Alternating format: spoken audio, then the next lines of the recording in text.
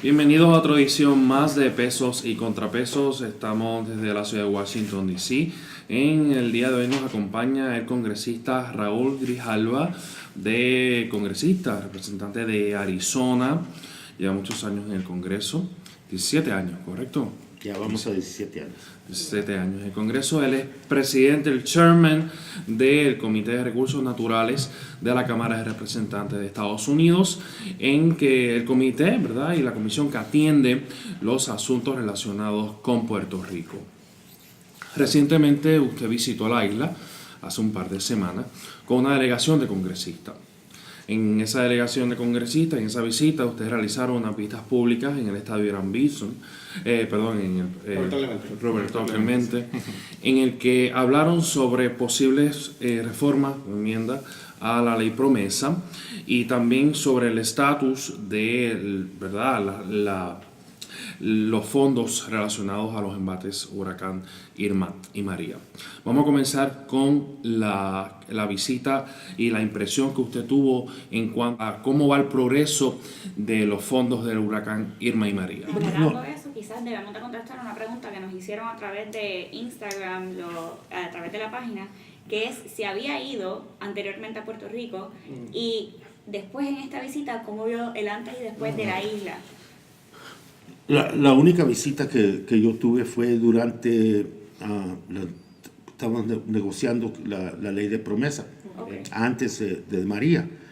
Entonces para mí, y esa visita fue esencialmente entre oficiales del gobierno de Puerto Rico, oficiales de la administración de Obama, y yo como en ese tiempo en la minoría, en la comité, como el encargado de los demócratas y el señor Bishop, que en esos tiempos era el presidente de la comité.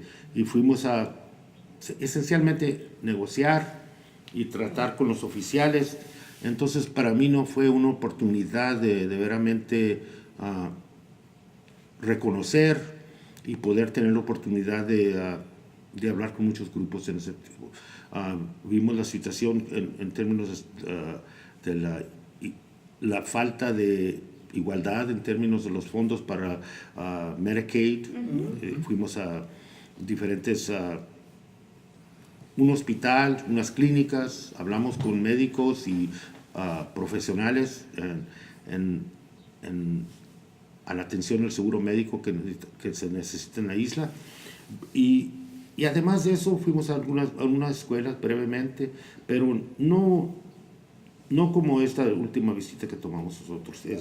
Fue la intención mía en el horario de esa visita era sencillamente, quería yo tener la oportunidad de hablar con estudiantes directamente, hablar directamente con grupos comunitarios, visitar áreas que otras delegaciones no han ido. Para mí, yo no quería que esto fuera nomás una visita de lujo, que fuera un entendimiento directo de parte del pueblo puertorriqueño. Y eso cumplimos con eso. El último día, entonces, obviamente, con los oficiales, el gobernador y su equipo, legisladores, y con las personas y la directora del Control Board, que parte de la ley de promesa, y también con PREPA. Eso fue el último día. Entonces, lo oficial, en términos de personas encargadas de varios aspectos, FEMA también, platicamos con ellos, y al fin del día, lo que yo personalmente recibí de esa visita fue mejor entendimiento de parte para mí, mejor entendimiento de lo que ocurrió, la reconstrucción, donde estamos a este punto, y las faltas de la ley de promesa, y también las necesidades de PREPA en términos qué va a promover en términos de energía en el futuro, y no depender totalmente de importar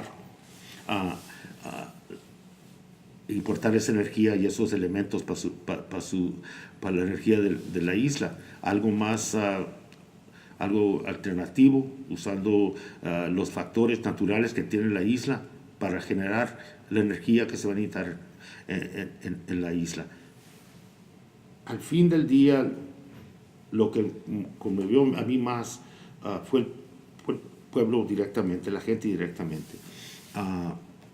El orgullo que ellos tienen de su isla, el sentido que muchos de ellos solos pudieron recuperar y reconstruir mucho de lo que vemos ahorita. Fuimos a un lugar donde ahora esa comunidad, ellos mismos, con ayuda de otros grupos, pero ellos mismos se pueden sostener con la energía generada en términos solar. Otros fuimos a Yonke a ver cómo está el estatus de ese parque nacional tan importante para todos los Estados Unidos y todo el mundo. Y lugares donde lo OICA y otros donde no, ese pueblo se sentía que el aspecto de los fondos para reconstruir sus comunidades, que hubo un nivel de discriminación que no llegó los fondos y los recursos a tiempo. Pero al fin del día, el compromiso que esta gente tiene a su comunidad es algo significante y para mí es la fuerza que tiene ahorita la isla, es su gente. Y el énfasis para mí era más humanitario que tratar con la cosa de la cuestión fiscal. ¿Qué tenemos que hacer aquí para que esta asistencia de parte del gobierno federal que la isla merece como ciudadanos de los Estados Unidos, qué aspecto va a ser, en qué aspecto es más humanitario y va a tener directamente un beneficio a esa comunidad? Los recortes que están promoviendo el grupo de Promesa, para mí son esas autoridades, va a hacer más daño a la reconstrucción, va a prevenir que la construcción ocurra como debe de ocurrir, sencillamente porque si vamos a recortar 50% de los fondos de la universidad, entonces, ¿qué ganancia hay? Claro. Si vamos a cerrar otras 200 escuelas, ¿qué ganancia hay? Y si no vamos a asegurar que los municipios locales tengan un papel fuerte en cómo van a venir esos fondos y cómo se van a usar y qué deben de ser las prioridades para su comunidad.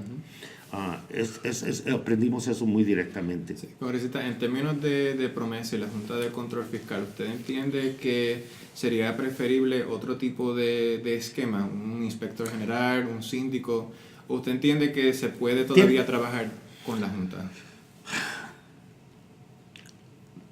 Tiene que haber al fin del día, sea una reforma, sea un cambio en la ley, que la Junta tiene que entender que tratando solamente con la deuda que tiene Puerto Rico, con la crisis fiscal, que no va a resolver las necesidades de la isla de Puerto Rico. Sencillamente porque cuando pusimos en efectivo Promesa como ley, no ha ocurrido María. Ocurrió María, esa tragedia de un nivel que nunca se ha visto. Entonces se mezclaron las dos. Sí. La agenda de Promesa y la agenda de reconstrucción y auxilio que necesitaba a Puerto Rico. Se mezclaron y no las puedes separar. Si nomás tratamos con la austeridad y lo que quiere la Junta, entonces eso va a afectar en un modo negativo la reconstrucción de Puerto Rico. Se tienen que tratar juntos. Por eso la audiencia que vamos a tener va a ser de prepa, va a ser de la reconstrucción y va a ser de Promesa, comenzando con prepa y luego el 2 de mayo vamos a tratar con la cuestión de Promesa.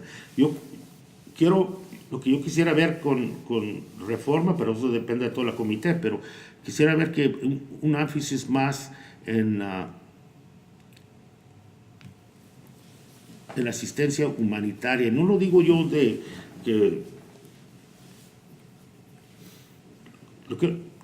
tenemos que reconstruir la sociedad cívica de esta isla en un modo donde que está preparado para resistir cualquier otra tragedia que ocurra en el futuro.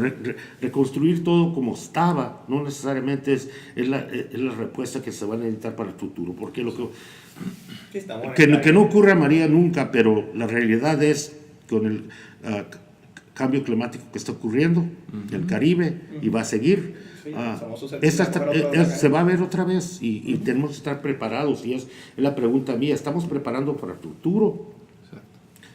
Y la misma pregunta para reconstruir lo que está ahí no es respuesta a lo que necesita el futuro. Eso es algo que el gobernador veía como un silver lining, que decía, bueno, ahora podemos reconstruir cosas, tumbamos lo viejo y reconstruimos lo nuevo, pero la realidad es que muchos puertorriqueños sienten que en términos de la energía, que se están haciendo cosas igual o hasta peor.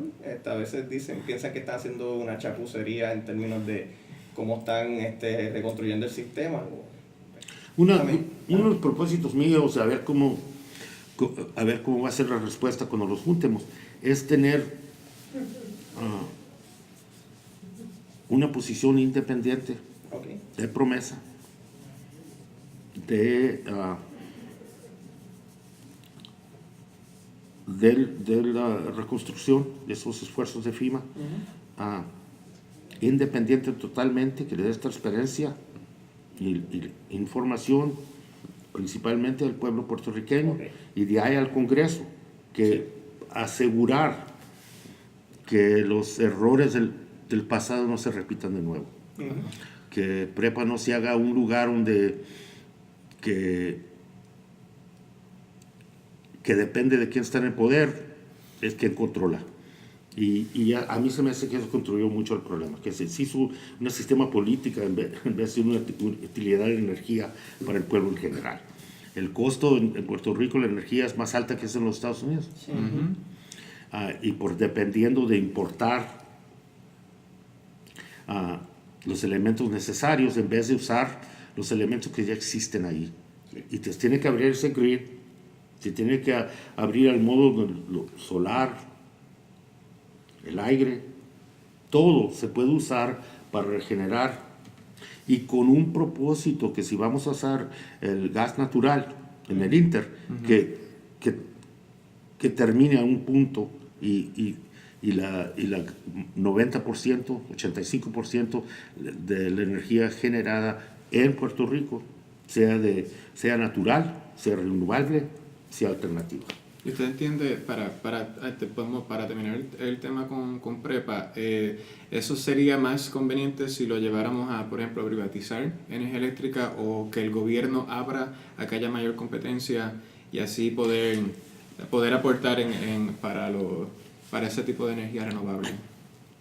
Hay un compromiso entre medio, pero porque yo también pienso que totalmente hacer el sistema de energía en Puerto Rico totalmente privada, hay un peligro en eso. Y para el consumidor y para el ISO en general, tener tanto control en una entidad que es privada. Y los esfuerzos de privatizar todo, para mí, es un error, especialmente tocante a los empleados. Y también debe de haber algún punto de control de parte del público sobre su sistema de energía. Sí. Tiene que haber algo. No sé dónde está ese compromiso, sinceramente, pero a mí se me hace que es donde podemos hallar una solución, donde se puede invertir esos recursos privados, pero no dejar el control que se pierda también es el proceso. Dentro, ¿verdad? Usted como chairman del comité, y dentro de su experiencia y su visita a la isla, ¿cómo usted cree que podemos hacer llegar o agilizar el proceso de los fondos a Puerto Rico? ¿Cómo usted cree que se está manejando la situación con el gobierno de Puerto Rico, y cuál es la confianza que ustedes tienen en el gobierno de Puerto Rico para manejar esta situación?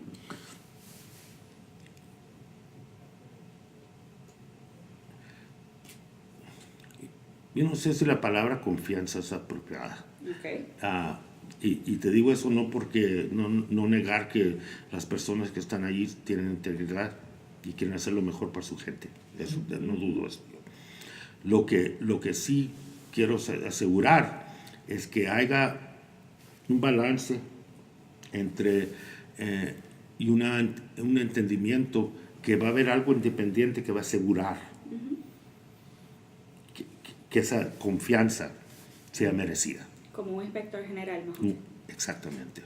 No, sí, porque la realidad es que, aunque yo pienso igual que usted, que no dudo que quieren lo mejor para nuestro pueblo, por ejemplo, pusieron una junta específicamente porque, aparte de otros problemas que podemos identificar con a lo mejor el posible estatus de Puerto Rico, sino que también el mal manejo de su gobierno y sus finanzas de las administraciones pasadas. Y le quiero traer el tema también de que, por ejemplo, la promesa o la Junta, cuando se legisló, había un 70% de aprobación, por lo menos en términos de la población general, que entendían que era hora de que alguien pusiera, por ejemplo, la casa en orden. Pero ahora se hace la encuesta otra vez y hay como ahora está al revés, ahora un 70% se volteó la opinión. Entienden que no lo necesitan, por ejemplo, como despilfarraran el dinero en su gente y entendían que la Junta venía a cortar esos gastos, pero entonces vienen, como usted dice, a cortar gastos de universidades y de escuelas, pero esos contratos del gobierno siguen y la gente ahora entiende, pues entonces ¿para qué tenemos la Junta? Si entonces el gobierno sigue creciendo con esos contratos, pero cortando... Y ha sido el conflicto desde el principio. Ese punto que acabas de decir, ese ha sido el conflicto desde el principio. Mira, en las pláticas, en las juntas, en las roundtables que tuvimos con grupos y individuos y comunidades en esta visita, había algo común. Aunque había diferencias sobre del estatus, sí, había algo común. La falta de confianza en el gobierno en general. El gobierno central de Puerto Rico, falta de confianza. En el gobierno federal, la falta de confianza. Que el interés de esa comunidad no era la prioridad. Sí. Y eso yo lo noté en pláticas entre individuos, en un café, pasó a un restaurante y esa plática, no, nunca va a llegar aquí. Estamos en la misma situación, nosotros tenemos que encargar nosotros mismos de hacer lo necesario. Y el conflicto es parte de, a mí se me hace de la falta de promesa, de veramente entender y calificar en la ley esos puntos de autodeterminación que el pueblo en general y su gobierno, como dijo el Trump el otro día, el 13 de abril, dijo Trump, no, el Estado nunca yo voy a apoyar que Puerto Rico sea el Estado porque me ha ofendido el alcalde de San Juan. Pero hay que poner, eso es algo que yo siempre he criticado de los líderes, hay que poner aparte las diferencias personales que uno tiene. Exactamente, sí. Líderes. Mira, este hombre... Porque es la nación lo que importa realmente y su gente. No, este hombre Trump me ofende cada día, pero a la vez también yo tengo una responsabilidad a la gente que me eligió, de estar aquí y hacer el trabajo que tengo que hacer. Pero si estamos hablando, por eso digo, la ironía es que la cuestión de estatus es parte de falta de entendimiento. Que no estamos hablando de esencialmente los Estados Unidos todavía tolerando y sosteniendo una colonia. Y esa es la historia de Puerto Rico. Y si uno no comienza estas discusiones entendiendo ese punto tan significante en la vida de Puerto Rico y su gente, la relación con los Estados Unidos, entonces cuestiones de estatus nunca se clarifican bien, o más importante, el gobierno sigue con ese paternalismo en términos con el gobierno federal, cómo trata con la gente de Puerto Rico. ¿Y puede el presidente decir that country en sus tweets como si fuera otro país? But maybe that was a Freudian slip. If he understands Freudian. lleva eso a muchas consecuencias. Y le cuento Exacto. una anécdota rapidito de algo que nos sucedió comiendo aquí. Ayer fuimos a un restaurante para almorzar, se llama The Smith. Y dentro del restaurante nos piden identificación y dicen que, I'm sorry, tenemos que verificar este ID because we don't accept foreign IDs. Foreign countries, I mean. Foreign IDs. Ah, En ese momento le digo, no, pero es que Puerto Rico no es un foreign country, we're American citizens. Yeah, on the plane ride, do I have to take a passport? You know, that question. You're going Exactly. to sit, you know, yeah. Y entonces en esa línea le pregunto a usted, congresista, ¿Puerto Rico se ve como un foreign country ante el Congreso de Estados Unidos o ante la... Mira, cuando estábamos en las negociaciones, Ujú, hacer un trato sobre la cuestión de la ley de promesa, había varios aspectos políticos. ujú. Esa deuda, esa crisis fiscal que tiene Puerto Rico es de ellos. Los Estados Unidos tienen nada que ver con eso, aunque sean ciudadanos o no. Todavía el entendimiento que no reconoce esa ciudadanía, que da un nivel de igualdad bajo la ley a cualquier ciudadano. Pero al fin del día, esa actitud estaba ahí, no hacer nada. Y si deshace Puerto Rico, pues es problema de ellos. El otro es, no podemos tener confianza en la habilidad de ninguno del liderazgo de Puerto Rico a tratar con esta crisis. Tenemos que nosotros darle mucho más poder que tiene la Junta si vamos a mandar recursos. Era parte de la discusión en ese tiempo. Y al fin del día, el compromiso, porque nosotros estábamos en la minoría, el partido mío, era una respuesta para muchos de nosotros humanitaria. Tenemos que hacer algo. No podemos dejar que se deshaga Puerto Rico por esta crisis, y mucha de ella promovida por los recortes de impuestos en la isla, que no les llegaba dinero a la isla propia. Lo que estaba ocurriendo en los centros fiscales aquí en Nueva York, en los Estados Unidos, todo parte de la venta de los bonos, Sí. la ganancia que agarraban al inmediatamente venderlos atrás, y la dependencia que ya tenía Puerto Rico de esos préstamos tan grandes, año tras año tras año, aumentándose a este punto de llegar a la crisis. Eso fue parte de la responsabilidad de los Estados Unidos, no solamente de Puerto Rico. Y por eso la respuesta para mí fue, ¿qué lo podemos hacer inmediatamente para tratar con esta crisis y ya comenzar a tratar con el gobierno central a un desarrollo económico que es más permanente Más justo. y más justo? Todavía falta esa porción de la intención. Ahora tenemos que convertir esa intención en algo en la ley que refleja directamente, y algo independiente que tenga la atención de la Junta y también el gobierno central. ¿Usted podría prever en esas posibles reformas que se le hagan a promesa sobre una posible menos recortes a la Universidad de Puerto Rico? Porque hay una preocupación sobre la juventud puertorriqueña, y es que si la Universidad de Puerto Rico pierde dinero, pierde acreditación, y obviamente esa es la universidad Es del un Estado. desastre. Y va a ser una cadena que va a acabar posiblemente en la venta de la universidad a una entidad, a una institución privada, que es lo que se está rumorando. Le pregunto, ¿habría alguna posibilidad de que en esa ley puedan prever algún mecanismo para disminuir ese posible riesgo de que... Eso va a ser un punto central. La sistema educativa pública de Puerto Rico va a ser punto central, incluyendo obviamente la universidad. La universidad.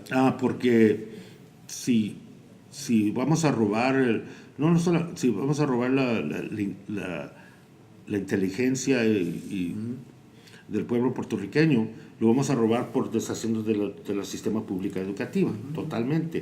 Y la gran mayoría, 9 de 10 estudiantes, están en ese sistema público.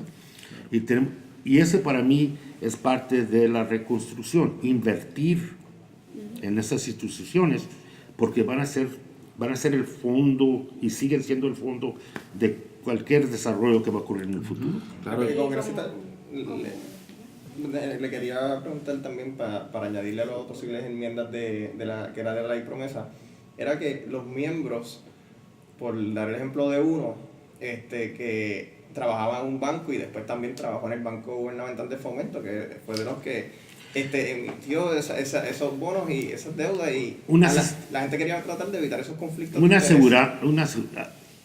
aseguranza que pedimos nosotros en la minoría eran los conflictos de esos miembros, que no debe haber ninguno, que no tengan intereses en los centros financieros que tratan con Puerto Rico principalmente, que no tengan ningún negocio o sean parte de recuperar la deuda que ellos estaban todavía pidiendo. Y el entendimiento, y eso ocurrió parte de la administración también con Obama, que la aseguranza que nos dieron, que sí, vamos en los detalles, pero esos detalles no ocurrió. Y ahora que todo el poder de reemplazar la Junta con gentes nombradas por este presidente, entonces más seria y para mí una amenaza, porque entonces por eso tenemos la oportunidad ahorita de revisitar ese punto de conflicto de interés en términos de quién es la membresía de la Junta. Sí, sería bien importante, ¿verdad? Bueno, para concluir la entrevista, que ya sabemos que se tiene que ir, le pregunto, dentro de los fondos y la paridad de fondos, sabemos que, ¿verdad?, dentro de los estados más pobres de Estados Unidos está Mississippi, y se le asigna un 80% para los fondos de Medicare y Medicaid. Entonces, Puerto Rico se le asigna un 50% por la característica que tiene de territorio, o la clasificación que tiene como territorio. ¿Usted cree que esto se va a solucionar en algún momento? Eso va a ser un plan. Va a ser un propósito de ley separado de esto. Okay. La cuestión de igualdad, la cuestión Child Tax Credit, los beneficios, Medicaid y otros aspectos, hasta con FEMA, que un nivel de igualdad en términos de beneficios y asistencia, que no haga dos standards para ciudadanos. Total, there's not this citizen and then this citizen. Absolutely. La cuestión de igualdad es central en la plática que vamos a tener en todo el espectro de esta discusión. Grijalva, no quería terminar la entrevista hasta preguntarle, recientemente hace unas semanas el congresista Darm Soto ha propuesto un proyecto de ley, el 1965, que pretende darle admisión inmediata como Estado de Estados Unidos a Puerto Rico. Usted ha dicho que le va a dar la audiencia necesaria en el comité para atender este asunto. ¿Qué cree, de lo que ha visto sobre el proyecto, cree que hay alguna posibilidad? Él hace esto. Va a ser difícil. Va a ser difícil. Va a ser difícil porque la audiencia a algún punto, pero como dije allá en Puerto Rico en la visita, porque había mucho clamor que teníamos que tener, esa tenía que ser parte de la visita y yo no quise que fuera parte de la visita. Okay. Yo quería concentrar en la cuestión la cuestión que estamos platicando hoy. Claro. Además de eso, concentrar en el aspecto donde teníamos control nosotros como comité. Pero el propósito de Darren Soto va a ser difícil, lo digo no porque yo tengo opinión contra, pero lo digo porque la realidad que estamos tratando ahorita. Y la realidad es que cuando lleguemos a ese punto, sin duda va a haber otros propósitos con otros aspectos de autodeterminación, como ha ocurrido en el pasado. Vamos a tener ese debate, vamos a tener ese diálogo. Y como le dije al gobernador directamente, mire, ustedes tenían por 2 años la asociación perfecta. Tenían el presidente del Partido Republicano y el liderazgo de la comité, el señor Bishop, apoyaba estatus de Estado para Puerto Rico, también en el Senado, y ni una vez vimos ningún movimiento en esa dirección. Y si vamos a tener una audiencia, yo estoy seguro que va a haber otros propósitos que también se va a tener que discutir a ese tiempo. Y todavía tenemos el Senado y tenemos la actitud de esta administración. Al fin del día, a mí se me hace que esa discusión tiene que ocurrir, es importante. Y entiendo que la opinión pública se va a ese punto que debería de hacer Estado. Pero en estas circunstancias a mí se me hace que el propósito no posiblemente sale de la Cámara de Representantes positiva, pero de ahí el camino se hace mucho, mucho más difícil. El Senado. El Senado, y también tienes una administración que no apoya el concepto. Aunque el vicepresidente Pence dio una plática donde lo apoyó en el piso de la Cámara cuando estaba él aquí, y posiblemente va a haber una oportunidad, pero ahorita la urgencia para mí, y a mí se me hace para el comité, va a ser tratar con los aspectos de reconstrucción, los fondos, y tenemos dos niveles. El propósito nuestro era 25 millones más para tratar con algunos de los demandas que vimos de comunidades ahí cuando visitamos, y luego lo que tiene el Senado, que es diferente, menos dinero, menos recursos, más requisitos a ese dinero, que hace el proceso más difícil y más lento. Pero también a mí se me hace que al fin del día va a ser el propósito de la Cámara de Representantes que gane aprobación, y entonces todavía queda este presidente a ver qué va a hacer con ese propósito cuando le llegue el escritorio de él. Pero yo no veo esa discusión hasta en junio. De junio. Pues entonces nos veremos en junio. Muchas gracias, Raúl Grijalva. Ha sido un placer. Muchas gracias a todos los radioescuchas. Muy amables. Que sea hasta una próxima ocasión. Muchas gracias por su tiempo. Gracias.